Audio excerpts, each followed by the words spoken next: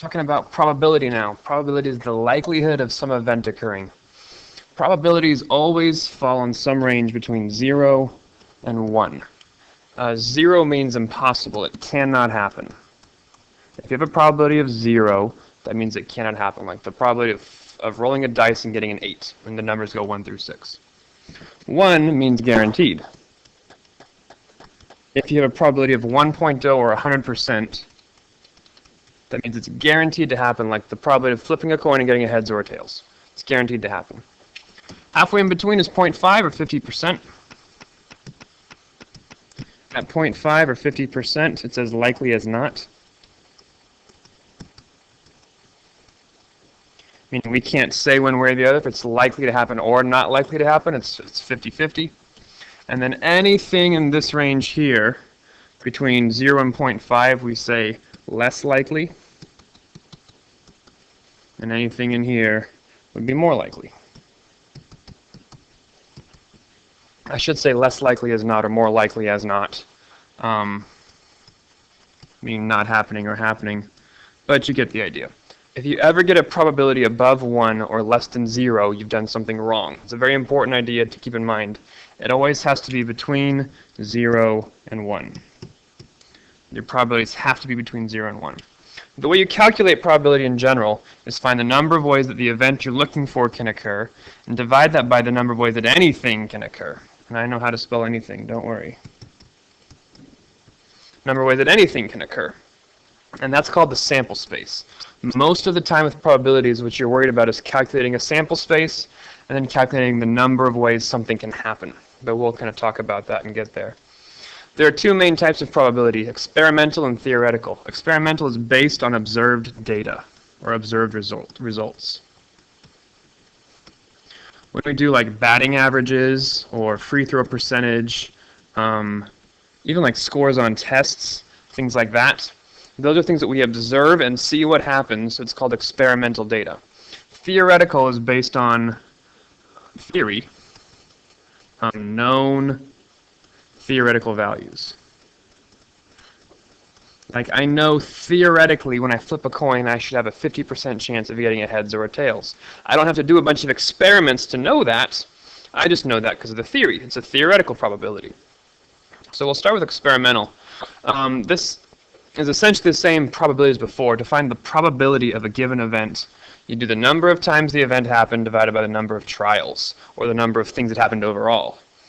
So for example, if you're shooting 12 free throws, you shoot 15 free throws, you made 12 of them, well this is your number of trials, and this is your number of times the event happened. Number of event occurrences, I suppose I should say. That word is probably spelled wrong, don't worry about it.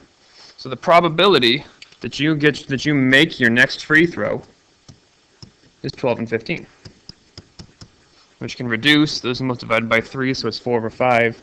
You're an 80% free throw shooter. So there's an 80% chance you make your next free throw. If we ignore things like pressure or what time of if it's practice or during a game, or if you're tired or all those things, if we just treat each probability, each event as having the same likelihood, it's 80%. And baseball and softball are funny sports. You can be really, really bad at your job and be considered a success. Out of 42 plate, or out of 130 plate appearances, you got on base 42 times.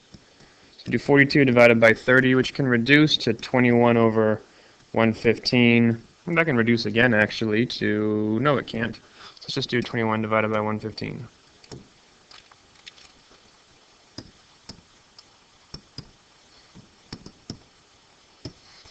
.182. Is that right? 42 out of 150? No, that's not at all right. 0.28. Yeah.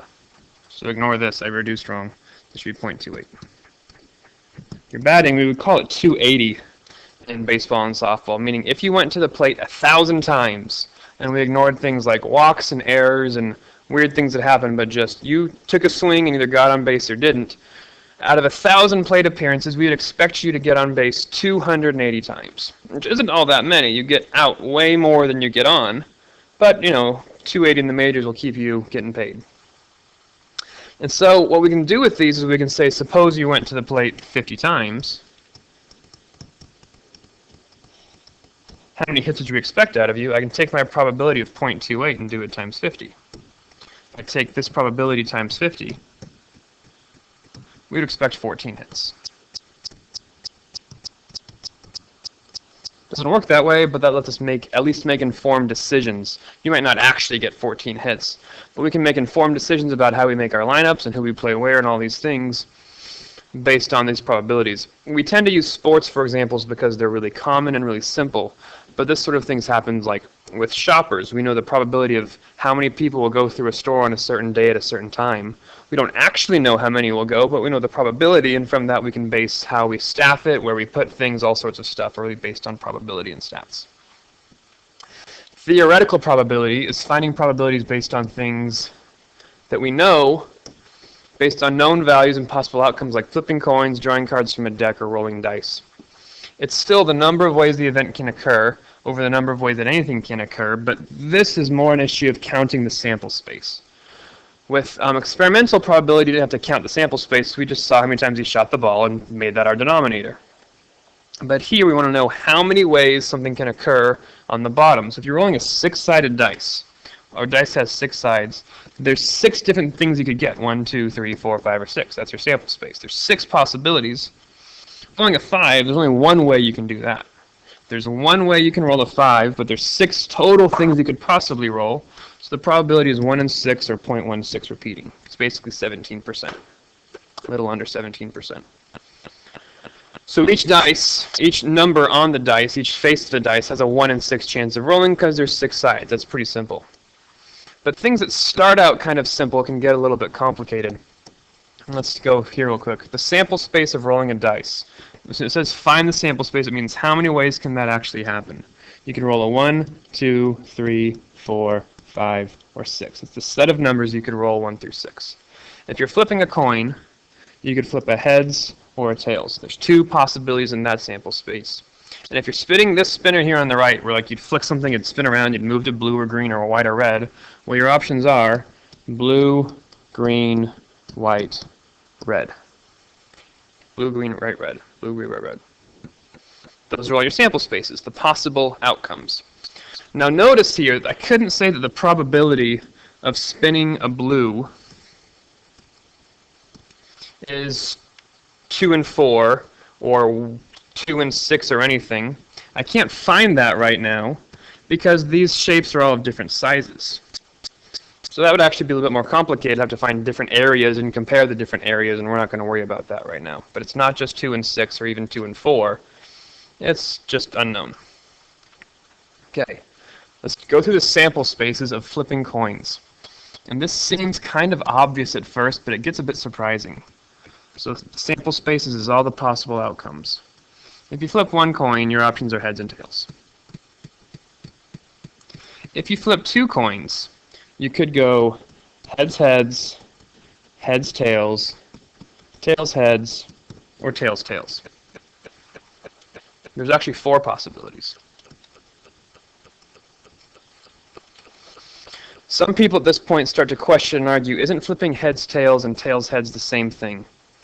While it has the same outcome, you have 1 head and 1 tails, because they're 2 separate coins they're flipping, or a coin being flipped on 2 separate occasions, however you want to think about it, we actually have to count the different order they can come in. Even though you get the same results, there's 4 ways you could flip 2 coins. Heads, heads, heads, tails, tails, heads, tails, tails. You can think about it with free throws. In basketball, if you're shooting 2 shots, if you're guaranteed 2 shots, I'll have 0 equal make or equal miss and 1 equal make. Because I don't want to write MM over and over. Miss, miss, miss, make, miss, make are actually all different outcomes. Because if you miss, you get no points, obviously. But here, if you miss, make, this has no chance for a rebound. But if you make miss, this does have a chance for a rebound, and those 2 outcomes are different. And this just gets you more points. So in the case of shooting free throws, it's pretty clear to see that make, miss, and miss, make are different outcomes. With coins, we have to treat them as different outcomes because they're independently happening events. So heads, tails, and tails, heads are different because we're dealing with 2 different coins, or a coin flipped on 2 different occasions. So this right here is free throws. Now look what happens with me flipping 3 coins. It could go, here you want a really organized list. It could go heads, heads, heads. Heads, heads, tails. Heads, tails, heads. Heads, tails, tails. Those are all the possibilities of me flipping heads first. Now we'll do all the possibilities of me flipping tails first. Tails, heads, heads. Tails, heads, tails. Tails, tails, heads. Tails, tails, tails. There are 8 possibilities. Only 4 possible outcomes. 0 heads, 1 heads, 2 heads, or 3 heads. That's 4 possible outcomes. Only 4 possible outcomes, but 8 different ways to get those 4 possible outcomes. And this is where people start to get confused. If I ask, what's the probability that I flip 3 heads while flipping 3 coins, it is not 1 in 4. Because there's not 4 ways it can happen, there's 8 ways it can happen. It's actually 1 in 8.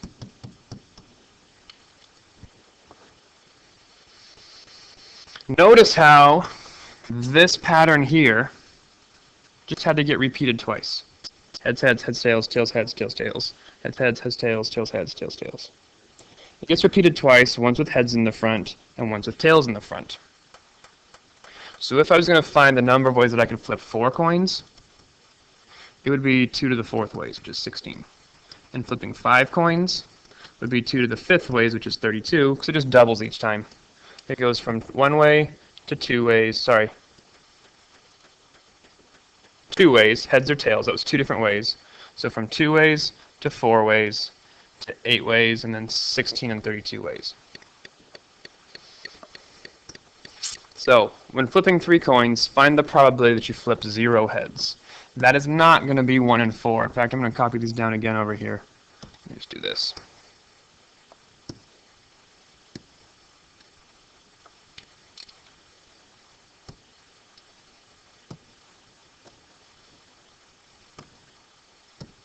Let's get this out of the way now. Flipping 0 heads happens only here, 1 out of 8 times. Flipping 1 heads happens here, here, and here. That's 3 out of 8. Flipping 2 heads happens here, here, and here. That's also 3 out of 8. And flipping 3 heads happens only here. That's 1 out of 8. Some people here could argue, if you flip 3 heads, haven't you also flipped 2 heads? It's like saying probability of 3 heads. Sorry, if you say probability of 2 heads, don't you have to include 3 heads? And yes, sometimes you have to make that distinction, so I should have said flipping exactly 2 heads.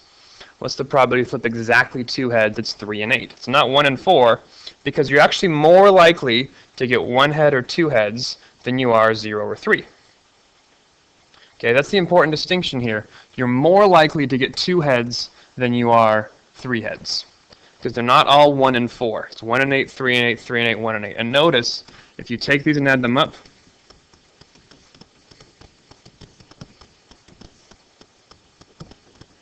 you get 1.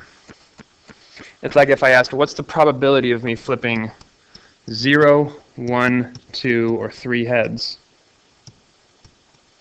Well, that has to be 1, because that's every possibility. Those are my only options if I'm flipping 3 coins. So the sample space becomes really, really important, and it's not always obvious. It's not always intuitive. Here, I'm going to make the sample space for rolling 2 dice.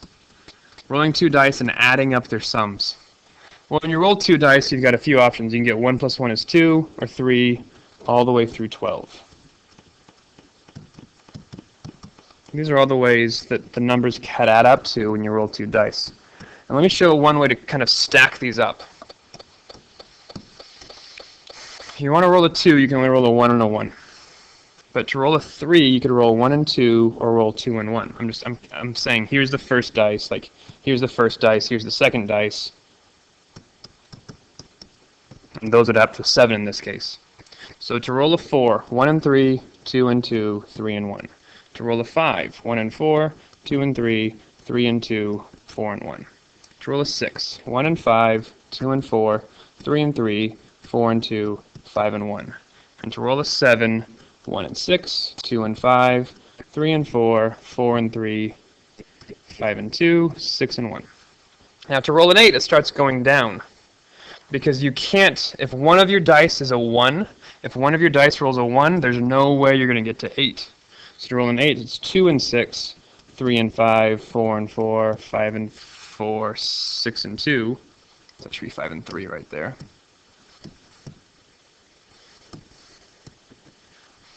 To roll a 9, it's 3 and 6,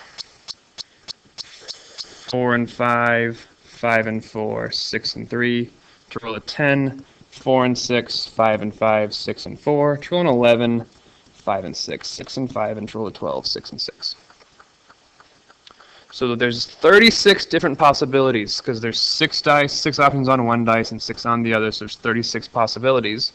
We'll talk about how to count the number of possibilities some other ways tomorrow also, or next video. But out of 36 possibilities, how many of them get you a 9? 4 of them. The probability of getting a 4, of getting a 9, getting a 9 is 4 in 36, which is actually 1 in 9, or 0.1 repeating, it's 11%. 0.1 repeating. Yeah, 0.1 repeating. So not terribly likely to get just a 9. However, none of them are very likely. Like the most common number you can roll is a 7.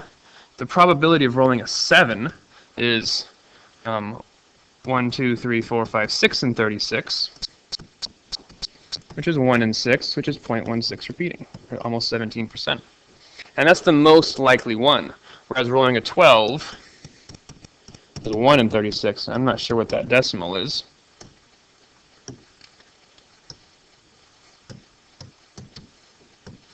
.028, we'll say. 1.027 repeating. So it's around 2.5, it's 2.8%. Very unlikely to roll a 12, but it happens if you roll enough. If you roll enough dice, you'll get a 12 eventually. That's why in a lot of casinos, 7 is considered a lucky number, just because 7 rolls more often. There's a lot of ways to roll a 7, way more ways to roll a 7 than there are a 3. So that's the basics of probability. You have to worry about your sample space on the bottom, how many ways can something happen, and the number of ways it can happen on top. The number of ways the event you're looking for can happen. Next video, we'll talk about how to count those ways once they get more complicated. Thank you. Hope you have a nice day.